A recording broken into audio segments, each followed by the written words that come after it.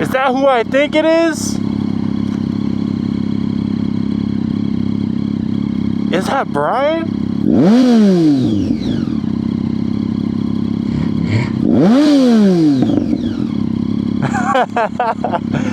Should I run him, let him smoke me real quick?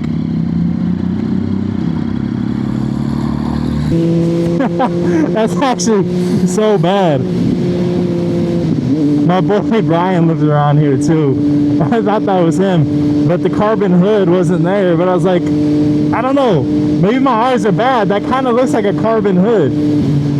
There's just a blacked out all black hood. I was completely wrong. My bad, bro, my bad. Man, I'm pretty upset with myself. I told myself I would be making a lot more content since I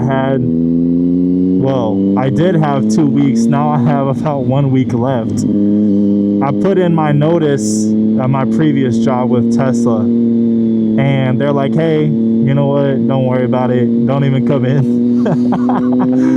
I'm like, that's cool with me. I'll enjoy the time off.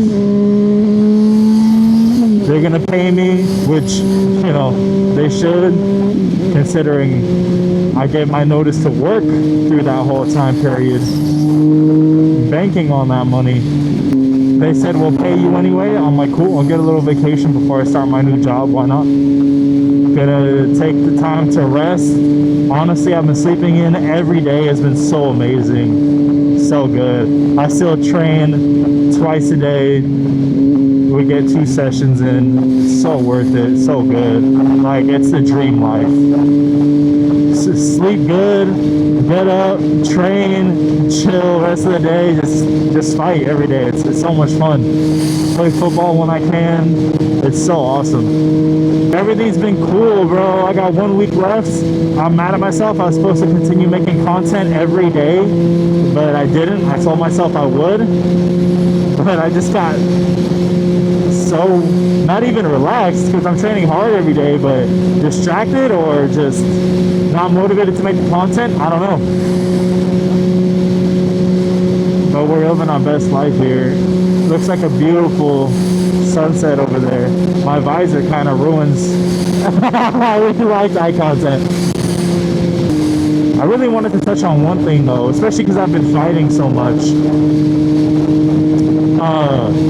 I told you guys I want to fight in a few months, and I talked to my family about it, and you know, the topic of violence is always not touchy, but there's always a disagreement, because I believe every Christian, and actually it doesn't even matter what I believe or what others believe, what the word says is, if you do not have a sword, sell your cloak and buy one. Not only does that show like you should have a sword, but you should have a sword so desperately that you sell your cloak to buy one. That means something. I don't know about you guys, but that means something. Violence is a tool just like anything else. Somebody can use a car to rob a bank. Somebody can use a car to give food to the homeless. Violence is a tool just like anything else, just like a firearm or anything else, to protect people, to protect your family, or to commit a crime. So learning how to fight, learning how to use a weapon, it's based on the user. And as Christians, we should know how to use weapons. We should. Like, it's not a if you want to or if you feel like it, it's a you should.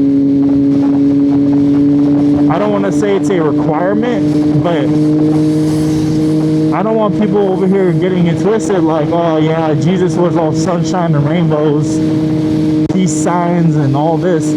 But yes, he's a loving God, 100%. And he also flipped tables and cracked the whip. So it's like, he also told David to conquer nations that were wicked and evil. And he also tells you to literally buy a sword.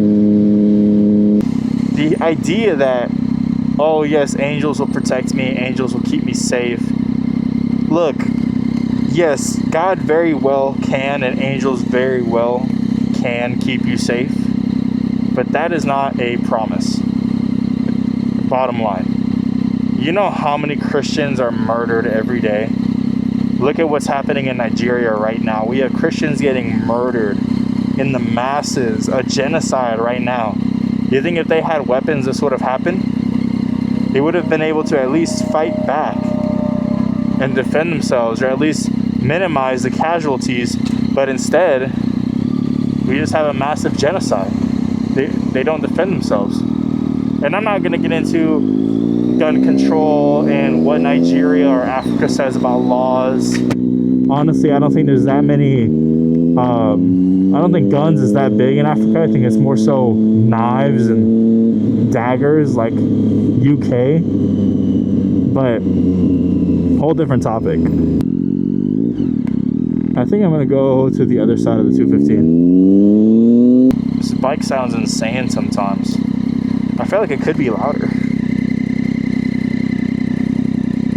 I can even grab the exhaust. It's not that hot because the carbon fiber.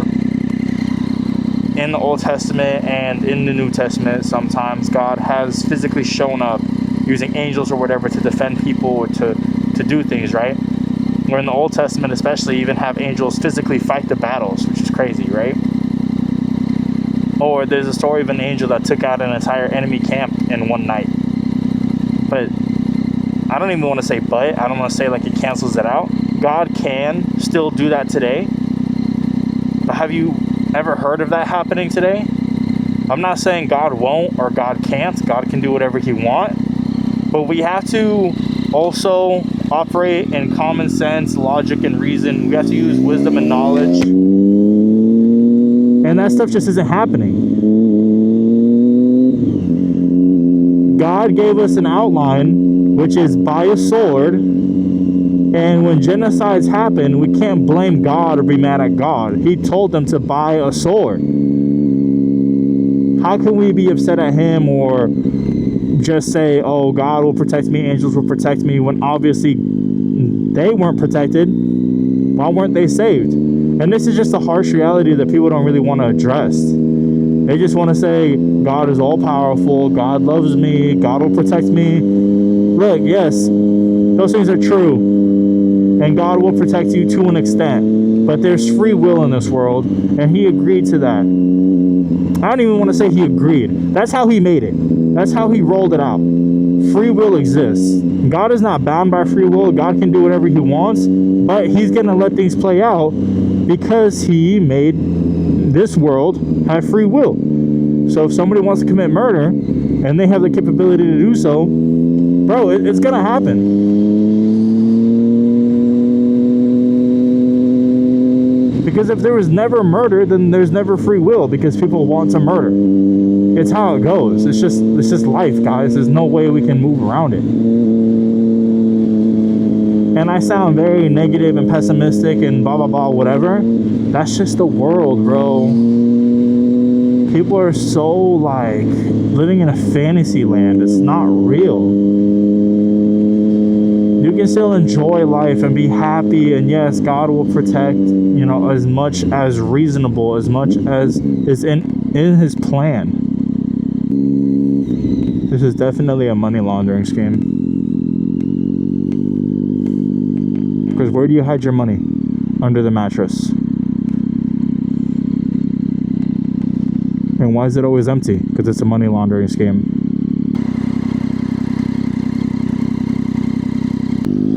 Look, I know I've been yapping, but to summarize it, God says to get a sword, not to be violent, but to be capable of it so you can defend yourself and defend others, which is probably more important. Because if you are not capable of violence, then you are not peaceful. Oh, we should touch on that. I remember reading about this. You are not a peaceful man unless you are capable of violence.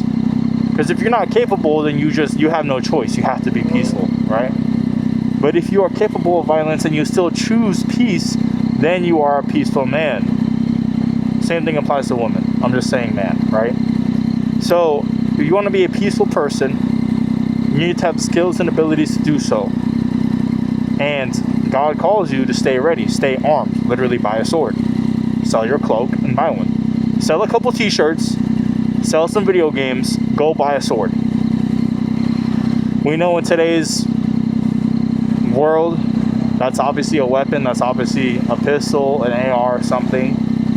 A knife if you can. We obviously can't walk around with a freaking samurai sword or a King Arthur sword. But it also means train martial arts. You can be the weapon. You can be the sword. And yes, Christians will try to twist it. The sword is the word, so it means read the word. But when you're being murdered, that guy isn't going to stop just because you say a couple Bible verses. And this does not mean that, no, God can't do a miracle. Because, yes, of course he can. God can do whatever he wants. He's God. At the same time, oh my gosh.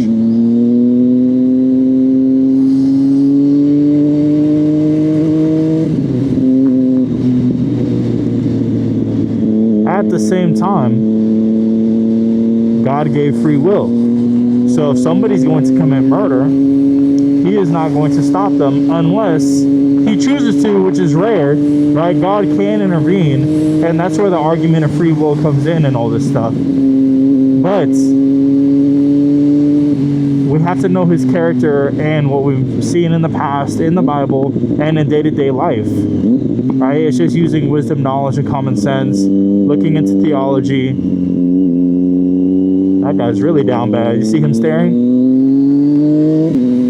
But if someone is trying to hurt you, yes, God can do a miracle. He can stop them. He can have someone come and save you, which that person who saves you will most likely have to use violence to get that person off of you, right? I don't know really where it comes from, where people have this idea that God will protect me, angels will protect me. But you have to do your own due diligence also. You have to do your part. Maybe God protecting you is him giving you working hands and feet, the ability to use hand-eye coordination, so you can learn how to fight and defend yourself. Goodness gracious, that guy was real aggressive for no reason.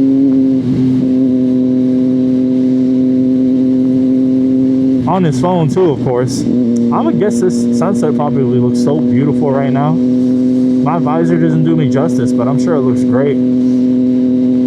I understand everybody has this soft view of Jesus. Jesus is very gentle, loving, kind. He saves you. He forgives you of your sins. I understand that, right? But there's different parts to Jesus. He's not just that Jesus holding the lamb in that photo with the sunset and it looks nice and sweet.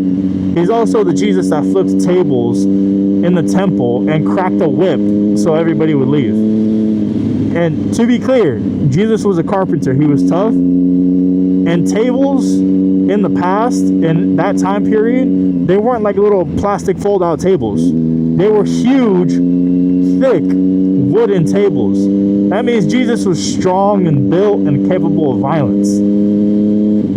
So, yes, Jesus did stop Peter from attacking that soldier after he cut off his ear, and he did heal the ear, correct. But that's a whole different thing. It was in God's plan for Jesus to get taken into custody. It was in God's plan for him to get caught in the garden like that.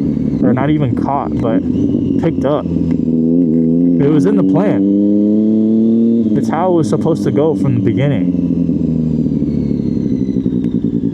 And he was interfering with that. And the verse, those who live by the sword die by the sword, I think that could be translated in a couple ways too.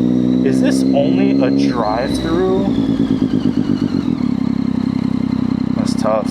Is it? It is. Bummer. Those who live by the sword die by the sword. I'm not living by the sword. Like, being violent is not my thing. I'm a man of God and a child of God first, right?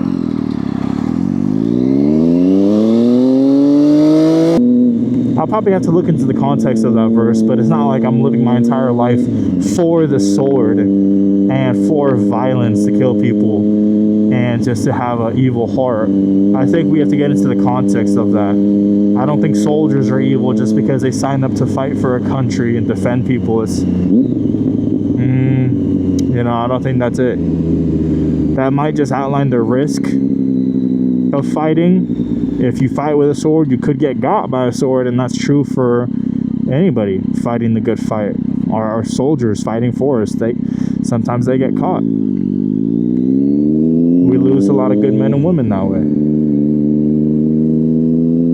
I don't think it's directly speaking against defending yourself as a Christian. I think that's silly.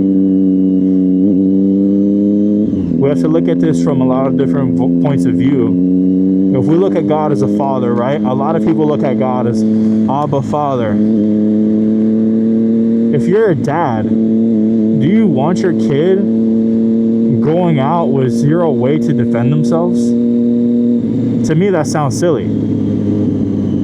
That sounds absolutely ridiculous if my kid had zero ability to defend himself at all. I would send him out into the world with zero opportunity and zero chance to survive. That sounds absolutely ridiculous. Why would I ever do that? But to put a bow on it, learn how to fight. Learn how to use weapons. Defend yourself. Defend your family. Defend other Christians. We got a mission. We got to complete it. And anything that gets in our way, trying to hurt us, trying to kill us, we got to be better at violence than they are. Otherwise, evil wins. So stay strapped or get clapped. No, I'm just kidding. I'm not going to say something stupid like that. Be good. I have nothing else to say. That's my rant. Get busy.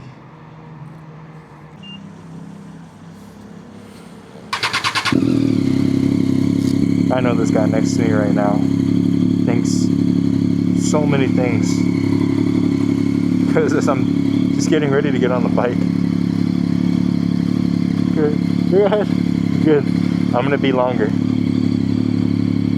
Not that guy. That guy's nice. But this guy, my entire time on the bike, he's just staring at me so angry.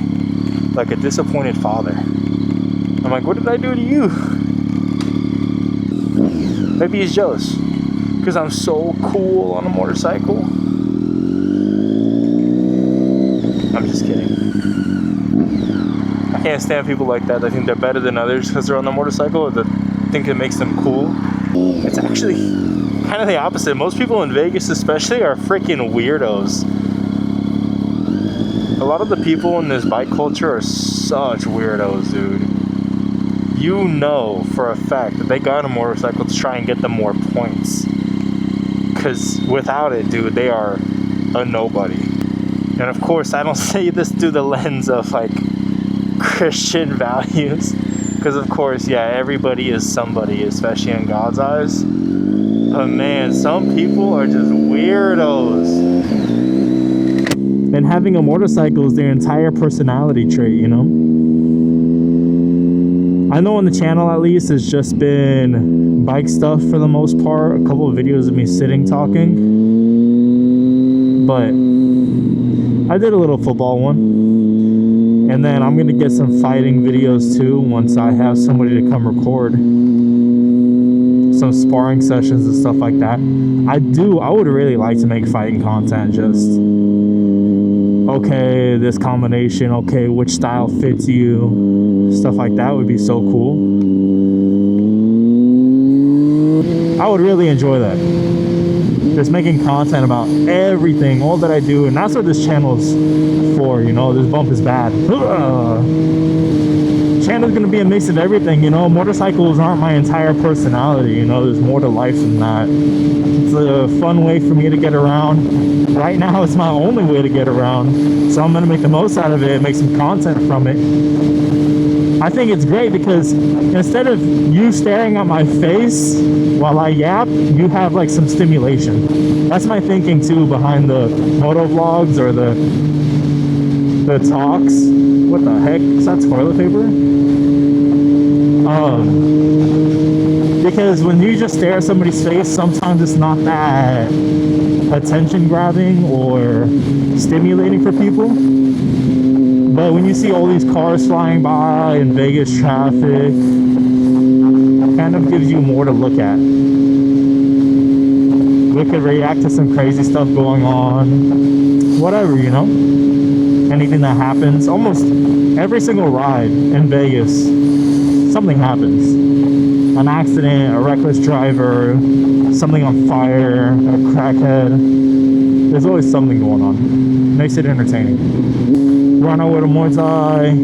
Gonna get a few sessions in. It's gonna be so great. I've been improving so quick, and I'm very grateful for that. I don't like to be boastful or brag, you know, but there's a certain balance you need to have.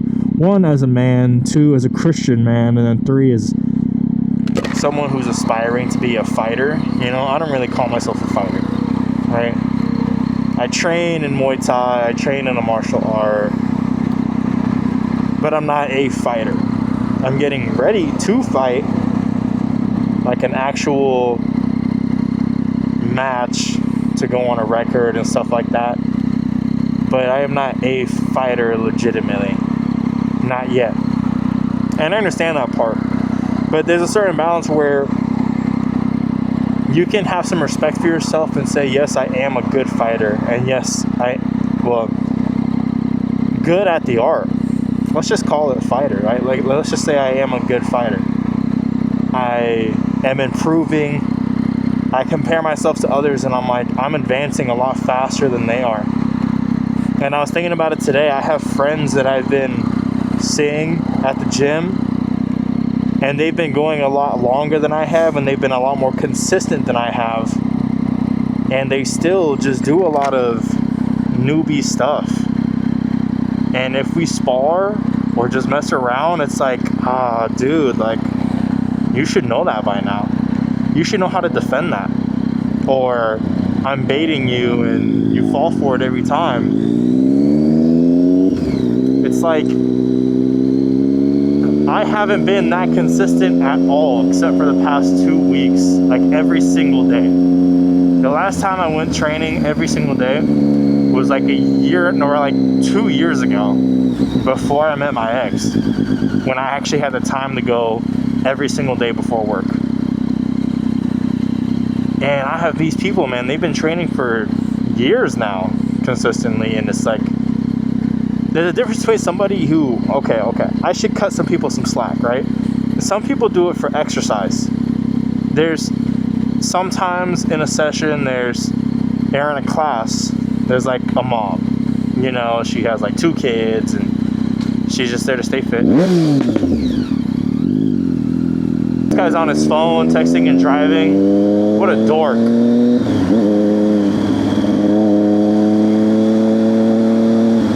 But there's a mom with 2 kids, but she's there in class, you know, she's kicking butt, she's doing good, getting a nice exercise, you know, that's cool. You know, we respect that. And then there's other people who are there, like, to get their conditioning, and other people to learn the drill and get really good at this combo and stay fit in class, and who are getting ready to fight. And so I guess I should have some slack for people, because, yeah, not everybody is there to have a fight. But even then, dude, like, years of consistent training, and you just, I don't know, even if it's just exercise for you, like, try to get good at it. If you're just doing leg kicks just to do leg kicks but not actually like perfect the technique, then I don't get it. I don't understand. But everybody's on a different journey. I can't hate, but where was I even going with this conversation? Look how small that little receiver is for that toe hitch. That's adorable.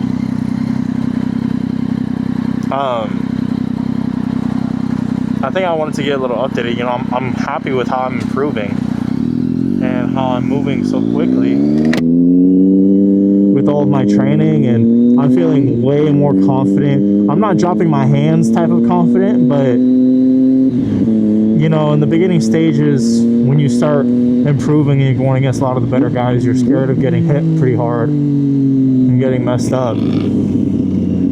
But that fear isn't really there anymore. I'm happy to spar the guys who are much better than me, and I know I'm gonna get whooped, but I learned so much from it. I adapt to it. It's overall a great experience, and I look forward to it. Like, I look forward to getting whooped because it teaches me so much. It helps me grow, and I see myself adapting to everything that I do, learning from my previous mistakes. Like, I'm like, okay, cool, we're making a lot of good changes here. Like, it's clicking for me, which I'm really grateful for. So we're gonna get to it. We're gonna keep pushing, get better, and grow. I'm really grateful.